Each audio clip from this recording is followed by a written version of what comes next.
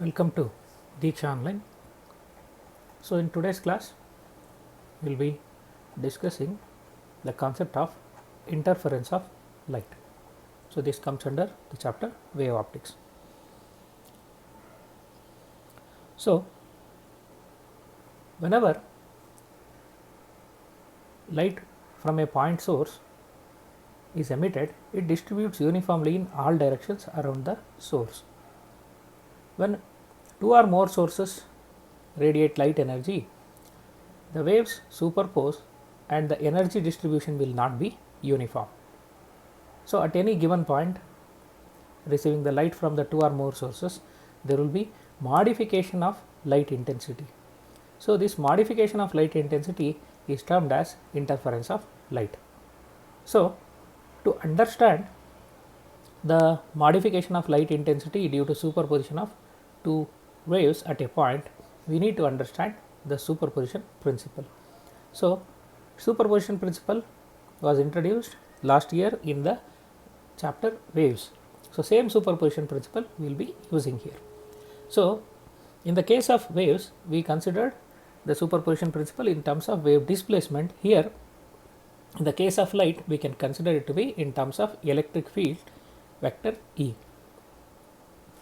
So, coming to your superposition principle, at a point, if more than two waves are acting, or if you consider only two waves acting at a point, each wave will produce its displacement, then the resultant displacement at that point will be vector sum of the individual displacements.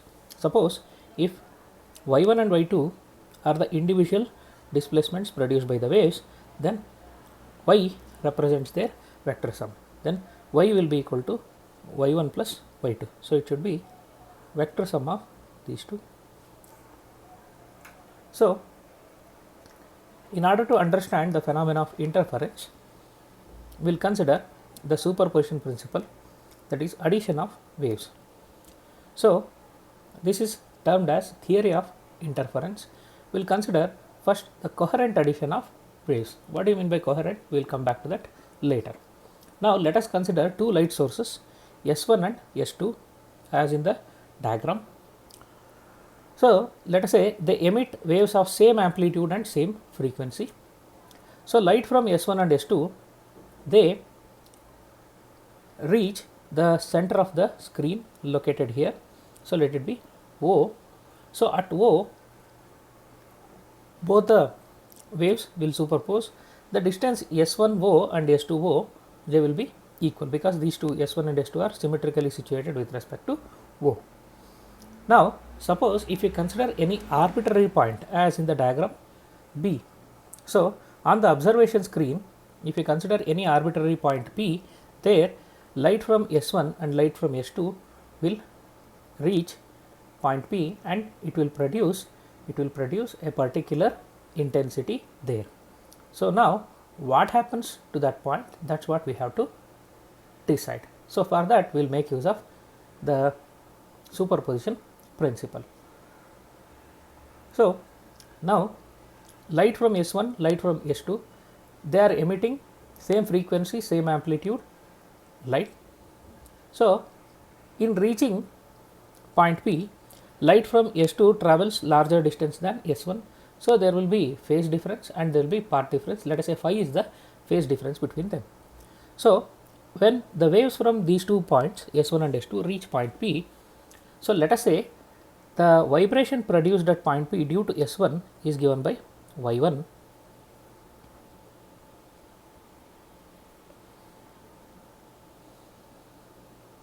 So, it is given by y1, that is equal to, let us say, a sin omega t, or you can take a cos omega t. So, let us take cosine function a cos omega t. Let us call this as equation 1. Now, similarly, the vibration produced by S2 at P, let it be y2, that is equal to a cos omega t plus phi, where phi is the phase difference between the two waves. Let us call this as equation 2. Now, according to superposition principle, the resultant displacement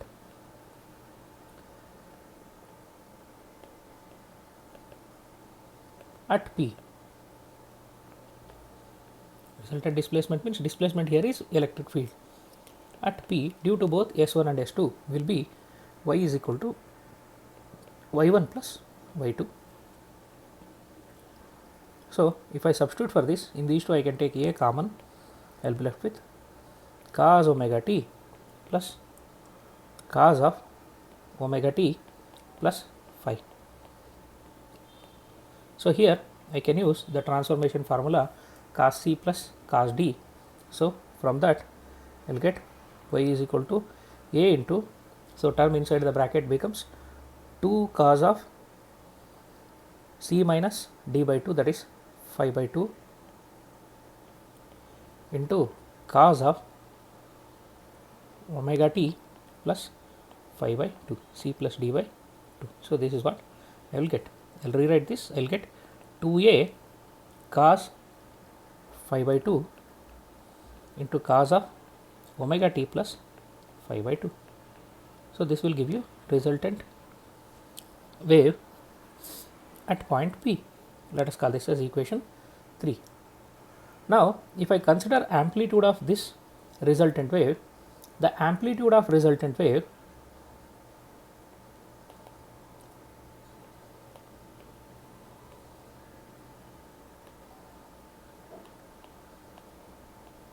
so it is 2a cos phi by 2. This is what we get. Now, intensity should be proportional to square of the amplitude. So, in that case intensity should be equal to 4 I naught cos square phi by 2. See, notice one thing, when you square this, so you will get 4 a square cos square phi by 2. So, this a square is replaced by I naught, where I naught is intensity due to individual wave, one wave.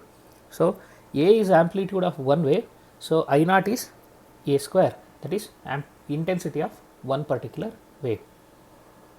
Now, let us call this as equation 4. Now, from equation 4, I is maximum when cos square phi by 2 is equal to 1. So, for I to be maximum, this cos square phi by 2 should be equal to 1.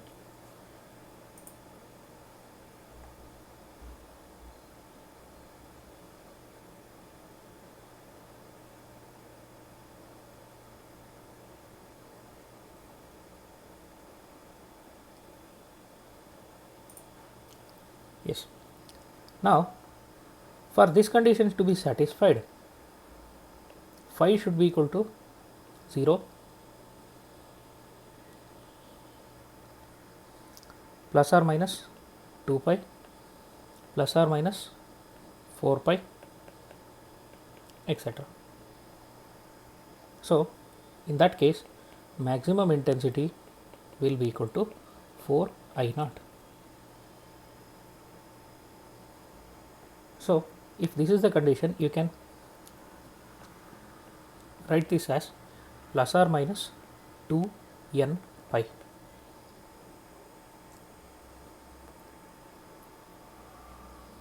So, where n ranges from 0, 1, 2, etc.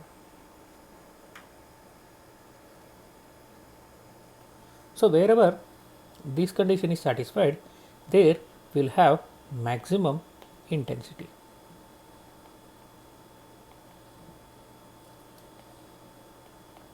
So, this will be condition for maximum intensity.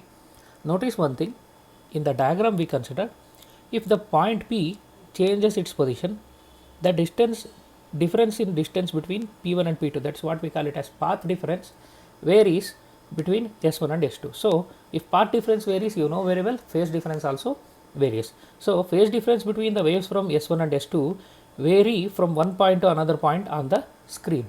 So, on whichever points this condition is satisfied, their intensity will be maximum. You will get maximum brightness. So, we will get maximum brightness. So, the condition for maximum intensity is phi is equal to plus or minus 2n pi. So this is in terms of phase difference. So if you write it in terms of path difference, so if I call path difference, we know that path difference is equal to lambda by 2 pi into phase difference. So if I call this path difference as some delta, delta is equal to lambda by 2 pi into phase difference here is plus or minus 2n pi. So that will give you 2 pi get cancelled, plus or minus n lambda, where n is equal to 0, 1, 2, etc. So in order to get maximum intensity, condition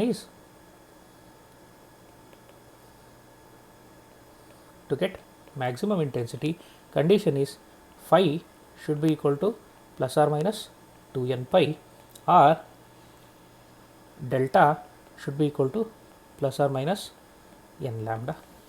So this is condition for where n is 0, 1, 2, 3, etc. This is condition for maximum brightness. So similarly, if I has to be minimum, so I is minimum when cos square phi by 2 is equal to 0. So this implies phi should be equal to plus or minus pi, plus or minus 3 pi, plus or minus 5 pi, etc. And the minimum value of intensity is equal to 0. Minimum value of intensity is equal to 0. So this can be written as phi is equal to 2n plus 1 into pi, where n ranges from 0, 1, 2, 3, etc. Or you can write it as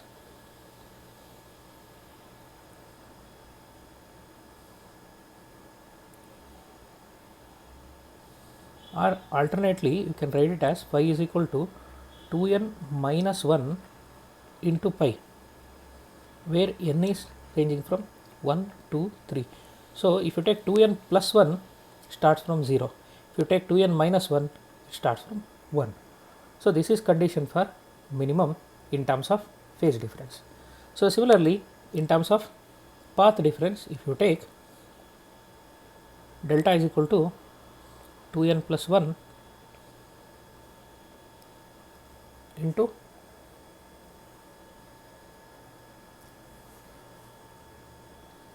pi into lambda by 2 pi. So that will be equal to 2n plus 1 into lambda by 2, where n is 0, 1, 2, 3, etc. So the condition for minimum intensity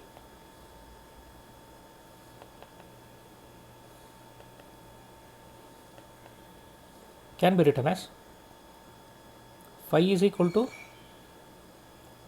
2n plus 1 into pi, where n ranges from 0, 1, 2, 3, etc. or delta is equal to 2n plus 1 into lambda by 2. So same is the condition on n.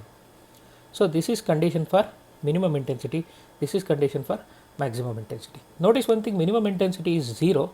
So that means at all those points where this condition is satisfied, either this or this is satisfied, at all those points you will get dark patch, and at all those points where this condition is satisfied, maximum intensity is 4 I naught, so there you get bright. So what you can notice is, if you consider the condition for maximum and minimum intensity, so wherever phi is 0, plus or minus 2 pi, 4 pi, you get bright. Wherever phi is pi, 3 pi, 5 pi, the missing numbers here in between, there all you get dark. So that means at 0 you will get bright, at pi you get dark, at 2 pi you get bright, at 3 pi you get dark, 4 pi you get bright, 5 pi you get dark. So there will be alternate bright and dark patches on the screen. That is what you observe. So what happens is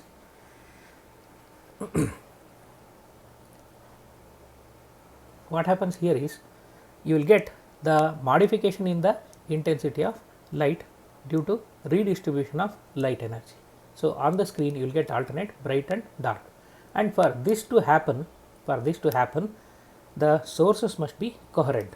Coherent means they should maintain constant phase difference. That means the phase difference that we considered here, it should be constant with respect to time at all the points. See, from one point to another point phase difference changes, but at a given point, at any point of time, if you measure the phase difference between the waves coming from S1 and S2, that should be constant. If they can maintain constant phase difference between them, then such sources are said to be coherent.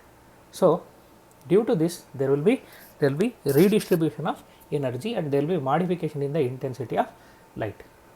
So this is what we call it as interference. We will come back to this. Then suppose if the addition is incoherent, if it is not coherent, then if the sources are not coherent, S1 and S2 cannot maintain the constant phase difference between them, then phi is not constant. So if phi is not constant, we have to see time averaged value of intensity. So phi is not constant, so intensity is also not constant because intensity is a function of phi. So we have to take time averaged value of intensity distribution. So we know that I is equal to 4 I naught cos square phi by 2. So since phi is varying, cos square phi by 2 will also be varying, but 4 I naught will not be varying.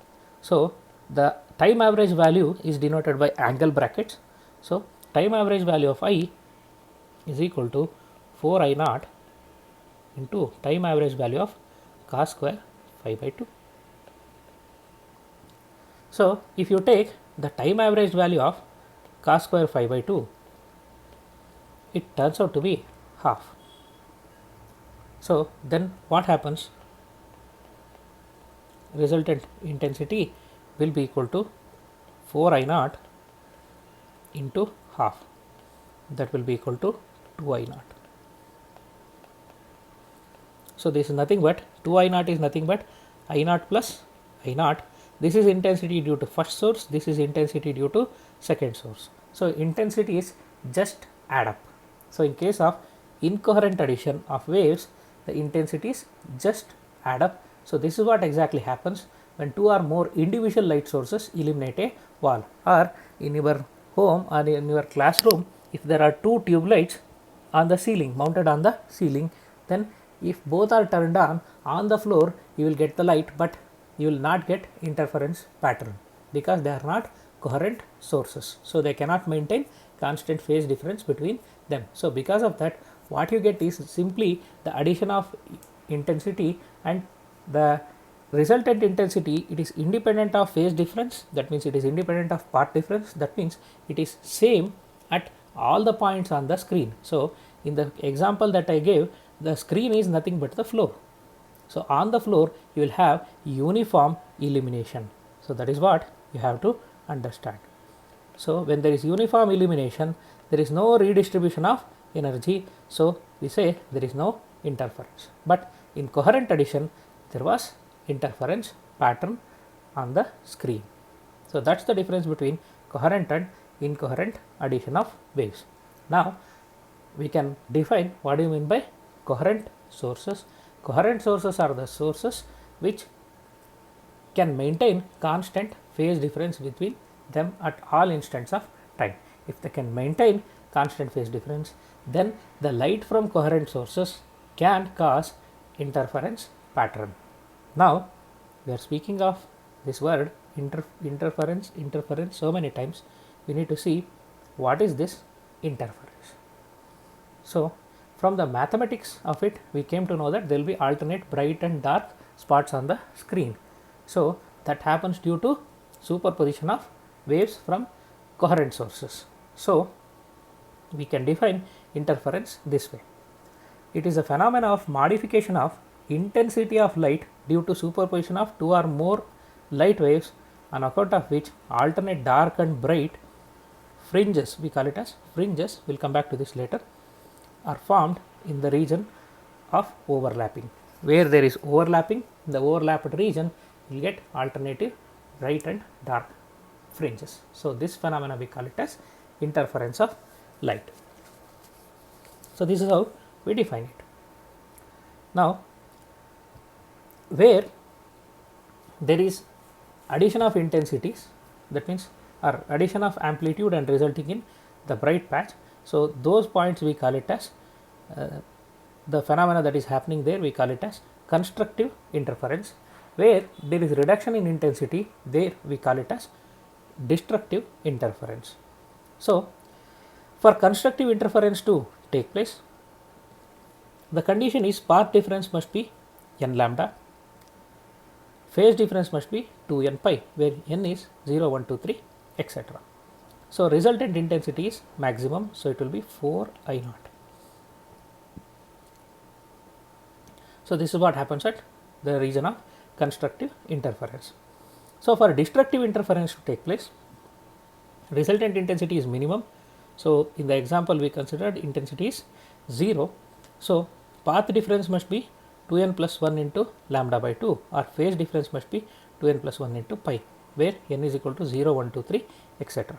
n is equal to 0 will give you first dark, n is equal to 1 will give you second dark, third dark, so on. Suppose if you use 2n minus 1 in both the cases, then it starts from 1. So 1 will give you first dark, 2 will give you second dark, and so on. So you can use either of the conditions, but stick on to any one. So this is condition for destructive interference. So for numerical problems, you can make use of this list. For bright fringe, if you are considering the bright fringe, then n is equal to 1 is for bright fringe, first bright fringe, n is equal to 2 for second bright fringe.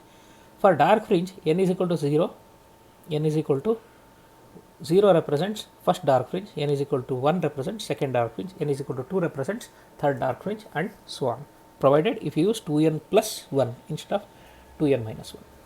So this is how it is. Now one thing you can notice from our discussion, for constructive interference to take place, to get bright patch, the phase difference can be 0. So phase difference is 0 means path difference is also 0. n is equal to 0 will give you phase difference 0, for path difference also 0. So in the very first diagram that we considered before the derivation, yes, here, so at point O, it is symmetrically situated with respect to S1 and S2.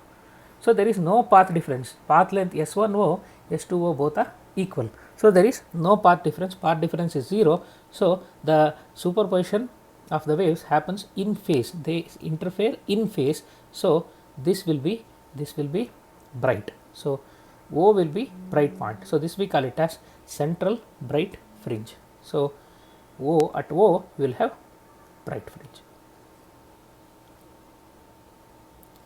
So this is about the basic theory of interference.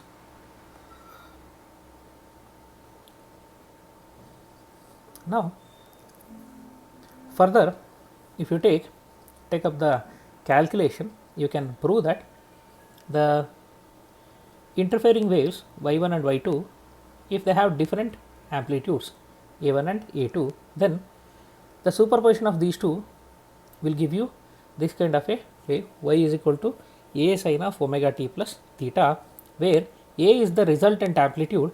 Resultant amplitude is given by root of a1 square plus a2 square plus 2a1 a2 cos phi, where phi is phase difference between them. So this is similar to the vector addition formula, parallelogram law of vector addition. So, in the previous case we considered the amplitudes to be equal. If they are not equal, then you have to use this formula to get the resultant amplitude. Then further, if A1 and E2 are equal, then A reduces to 2A cos phi by 2. So, if A1 is equal to A2, I1 is equal to I2, let me call it as I0, then it will become 4 I0 cos square phi by 2. So, now we are speaking of interference pattern. It is produced by coherent sources. So, coherent sources are those which can produce interference pattern. That means, in order to do that, they should have constant phase difference between them. They should be able to maintain the constant phase difference. In order to maintain constant phase difference, they must have same frequency. Both the sources must have same frequency. This is the essential condition. So, in addition to that, there are some desirable conditions for having sustained interference pattern. So, if they have equal amplitudes, then contrast between bright and dark fringes will be better. If the two sources are close to each other, then it can ensure that the light from both the sources are traveling in same direction. So, that means they can provide the better interference pattern. Further, if two sources are narrow, then there is one more advantage, that if the sources are broad, light waves from different parts of the source will have different phase difference. So, that will result in so many interference patterns superposed on the screen. So, to avoid that, the sources must be narrow. So, these are some of the things which we can achieve. So, now the problem is, if you want to produce interference pattern on the screen, you need coherent sources. But can you do it with two different sources?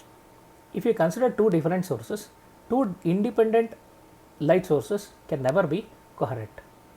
So, in an ordinary source of light, atoms will gain energy by thermal energy or by impact of accelerated electrons by electric field, or some means they gain energy, and the atom in excited state, so it begins to radiate energy by coming back to the ground state. So, this process takes place typically in a time interval of the order of 10 power minus 8 seconds. So, larger the number of atoms in a source, then larger will be the energy that is radiated. So, if the number is too large, then source radiates the energy in unsynchronized and in a random phase relationship. So, you cannot expect, in such a huge process, you cannot expect light to be emitted in with a constant phase. So, thus the light that is emitted from two such sources cannot have definite phase relationship, and they cannot be coherent. So, to obtain a stable interference pattern, you have to split a single source into two coherent sources. So, if there is any random change in phase difference in the two coherent sources derived from a single source, then it will be common for both of them and the effect gets cancelled. They can maintain the constant phase difference between them. They can be considered as coherent. So, in order to derive the two coherent sources, there are many methods that were suggested. One such method is Young's double slit experiment. So, Young's double slit experiment was performed by Thomas Young in 1802. So, it became very famous because it was the first experiment to demonstrate the interference pattern on the screen. So, now let us see what is this Young's double slit experiment. So, the significance of Young's double slit experiment is it practically demonstrated the interference pattern on the screen. Then interference requires coherent sources having constant phase or constant phase difference. Two independent sources cannot act as coherent sources. So, two sources are obtained from single source that is emitting the light waves are same phase. Now, for that purpose, Thomas Young designed this kind of an apparatus. So, there is a screen in which two narrow slits are made and a source is situated symmetrically with respect to the two slits S1 and S2. Then in front of this arrangement a screen was placed. So S is the source of monochromatic light. Monochromatic means mono means single, chroma means color. So which emits single wavelength. So generally sodium vapor lamp will be used. Actually sodium vapor lamp, strictly speaking, it is not a single wavelength, it emits two wavelengths, 5890 angstrom and 5896 angstrom. So the difference in the wavelengths is just 6 angstrom. 1 angstrom is 10 power minus 10 meter. So hence we will just ignore that difference, we can consider it to be monochromatic. So on a cardboard, two slits were made, S1 and S2, and another cardboard is used as a screen. Then this is the kind of pattern you get. So kind of pattern will be, it will form alternate bright and dark fringes. So depending on the shape of the slit, you will get different shape of the fringe. So a fringe is a locus of all those points on the screen at which the phase difference between the sources, the light waves arriving from S1 and S2 have same phase difference. So if you join all those points on the screen where the phase difference between S1 and S2 is some X, let us say, you will get one fringe, some Y, you will get another fringe. So from one fringe to another fringe, phase difference between the two waves reaching the point will change. So if the condition for constructive interference is satisfied, you will get bright fringe. If the condition for destructive interference is satisfied, then you will get dark fringe. So that is how it works. Now our intention is to calculate the fringe width in Young's double slit experiment. So remember one thing, fringe width is not the width of the fringe. So if you consider this pattern, so if I consider one fringe, so the width of this fringe is not fringe width. Instead what we will do, we will take this one dark fringe and the next dark fringe. The distance between them will give you fringe width. Fringe width is not width of the fringe, it is distance between two consecutive dark fringes, or you can take two consecutive bright fringes. Generally experimentally we will not be able to measure this because distance between them will be very small. So in that case we will take the distance between the first fringe here and let us say some 10th fringe here. So distance between 10 fringes is let us say X, then distance between two fringes will be X by 10. So this is how we calculate the fringe width. So now our intention is to calculate fringe width in Young's double slit experiment. So for that purpose, let us consider the experimental arrangement. So here is the screen, here is the plane containing the slits. S1 and S2 are acting as the coherent sources. Let us say separation between the slits is D, then O is the center of the screen. As we know, at O the light from S1 and S2 they arrive in phase difference is 0, so hence you will get bright fringe there. Now our intention is to calculate what happens at point P, some arbitrary point P. So to point P, light from S2 and S1 reach along the paths that is shown here. Let us say distance of point P from O is some xn. Then for calculation purpose I will do some construction. I will drop perpendicular to screen from S1, this is S1O, this dotted line represents that perpendicular. This dotted line is center of the slits to the center of the screen, and this dotted line is center of is from slit S2 to the screen. So three perpendiculars I will draw. Now if the distance between the coherent sources is D, then distance between O and R is also equal to D, then Q and R is equal to D, then QO will be half of that D by 2, OR will be D by 2. So this is what we are going to get. So now in that case, if I measure the distance QP, so this will be equal to xn minus D by 2. If I take PR, this distance if I take, it should be xn plus D by 2.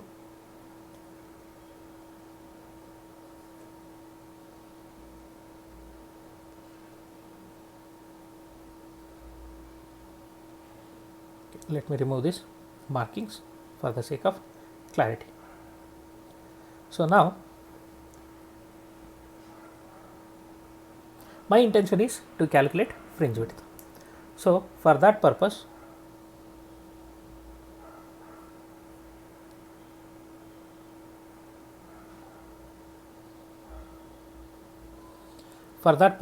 what I will do, in order to judge whether this point P is bright or dark, I have to calculate the path difference between the waves emanating from S1 and S2.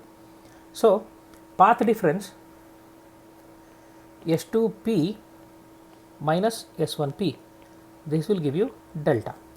So this is what I am supposed to calculate. If this is equal to n lambda, the point P will be bright. If it is 2n plus 1 into lambda by 2, then it will be dark. Now let us consider this S2P square minus S1P square. So from the diagram, S2P square minus S1P square. See, S2P square is this square. This can be written as this square plus this square, your Pythagoras theorem. So S2P square is S2R square plus PR square.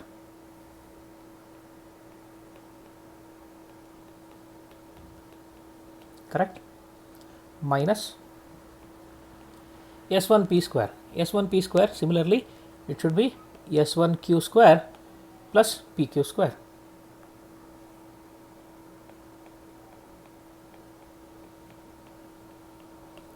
Now we will make use of this calculation.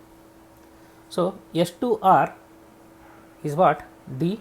So it will be D square plus PR square is x plus d by 2 whole square. So this is what you get for this, minus S1Q square is d square start bracket plus this will be PQ is x minus d by 2 square is there whole square. So this is what we get. Now this d square get cancelled. What you are left with is x plus d by 2 whole square minus x minus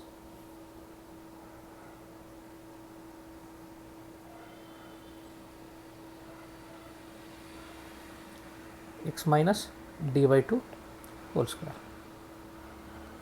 So this is what we get. Now this will be equal to x square plus d square by 4 plus 2x d by 2 minus open bracket x square plus d square by 4 minus 2x d by 2. So this is what you get. Now this x square get cancelled, d square by 4 get cancelled. This will be x into d, 2 get cancelled. Here also it is x into d. So this minus into minus becomes plus. So xd plus xd, that is 2xd.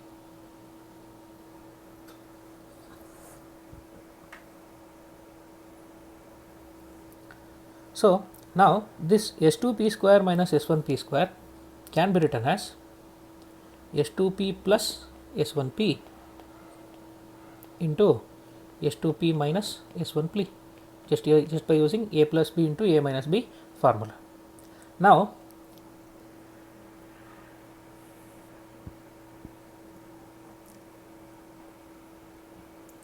suppose if you consider point P to be very close to O, then S2P and S1P, they will be roughly equal to D. So instead of S2P plus S1P, I can write it as 2 times D, where D is distance between the screen and the slits, right?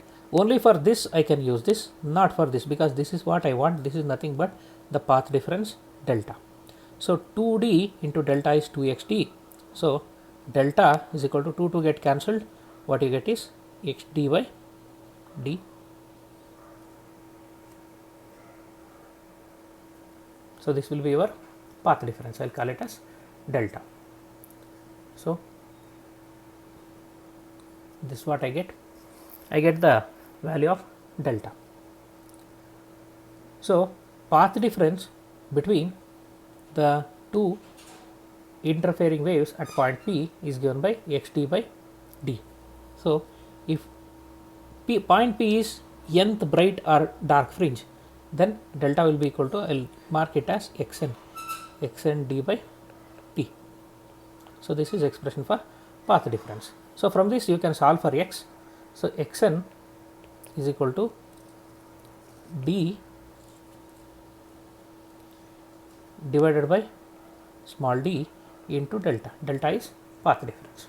Now, if P is bright fringe or point P is bright, then delta should be equal to n lambda, then xn will be equal to d by d into n lambda. So, that is nothing but n d lambda by d. This is for, this gives you distance of nth bright fringe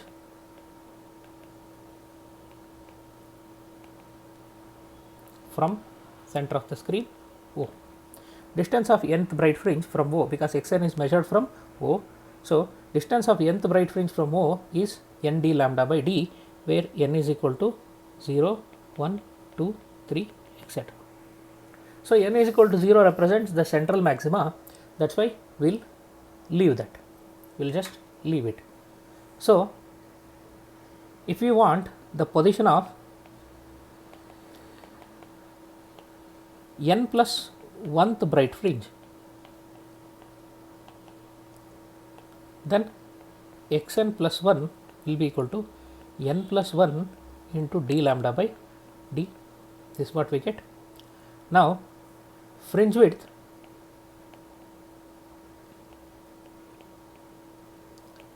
it is denoted by beta, that should be equal to, according to its definition, it should be distance between two consecutive fringes. So, it should be xn plus 1 minus xn.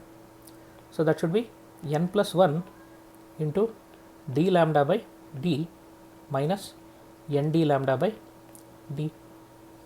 So, if you split this fraction, you get n d lambda by d minus, plus d lambda by d minus n d lambda by d, that is nothing but d lambda by d.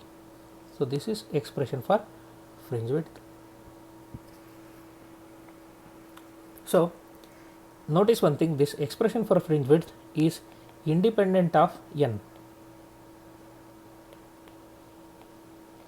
So, that means irrespective of which order fringe it is, whichever fringe you take, all of them will have same fringe width. So, that is what you can notice here. Now, you can also do it for dark fringe. Suppose if point P is dark, if P is dark, then what happens? Delta, that is equal to xd by d, this should be equal to 2n plus 1 into lambda by 2. So, xn will be equal to, if I take nth dark fringe, then xn will be equal to 2n plus 1 into d lambda by 2d. So, n plus 1 will be equal to 2 into n plus 1, that is 2n plus 3 into d lambda by 2d. Now, beta, if you calculate, it is xn plus 1 minus xn. If you just simplify this, you will get d lambda by d. So, fringe width for bright fringe or dark fringe, it will be same. So, the dark fringes and the bright fringes, they are equally spaced. So, all dark and bright fringes are equally spaced, and this is the expression for fringe width. So, if the derivation is asked in the exam, if you do it for either bright fringe or dark fringe, that is sufficient. Either one of them, if you do, that is sufficient.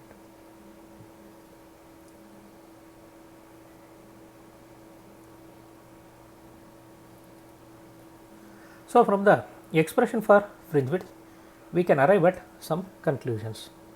So, the conclusions are fringe width depends on these three parameters: distance between the slit and the screen. So, slit screen separation,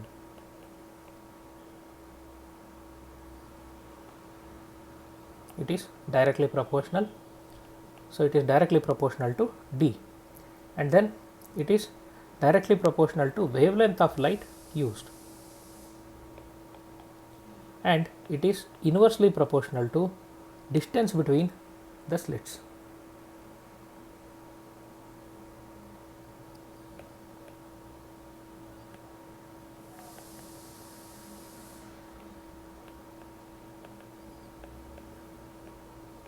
Distance between slits, that is small letter d.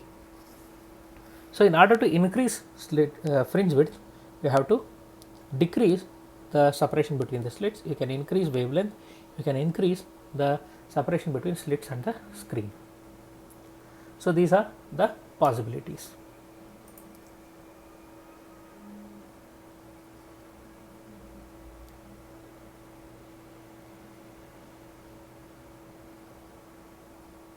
So, now coming to variation of intensity in fringe pattern. So, in interference, the energy which disappears in the case of dark fringes appear in bright fringes. See, notice one thing: if it is incoherent addition, at each point intensity would be 2I0, that is 2A square, where A is amplitude, I0 is intensity due to individual source. Now, when there is coherent addition, then at bright fringes you will get 4I0 intensity, that is 4A square amount of amplitude, but at the case of dark fringes, at the place of dark fringes, intensity is 0, that means amplitude is also 0. Now, in the absence of interference, if I consider one particular space, so if I divide it into two consecutive fringe widths, so let us say this is bright fringe, this is dark fringe. So, if there is no interference, there is uniform intensity. So, here the energy is 2I0, here the energy, that is intensity, is 2I0. So, if you add the intensities of two neighboring fringes, two adjacent fringes, you will get 4I0. Now, also the same thing is happening. So, what is happening is, here the intensity is 0, here the intensity is 4I0. So, 2I0 intensity from dark fringe is transferred to bright fringe. So, intensity 2I0 is transferred from dark fringe to bright fringe. So, there is just redistribution of energy. There is no violation of law of conservation of energy. The redistribution happens in accordance with conservation of energy. So, law of conservation of energy is not violated in the phenomena of interference of light. So, it is still conserved, the energy is still conserved. So, energy at the place of dark fringes is transferred to the bright fringe. So, before the interference occur, each of them had 2I0 amount of intensity. Now, the 2I0 amount of intensity is transferred from the place of dark fringe to bright fringe. So, bright fringe will now have 2I0 plus 2I0, that is 4I0, and this has lost whatever existing. So, this becomes 0. So, this is how the redistribution of energy takes place. So, now if we consider the photograph of interference pattern, so it will somewhat look like this practically. So, theoretically all of them should have same brightness.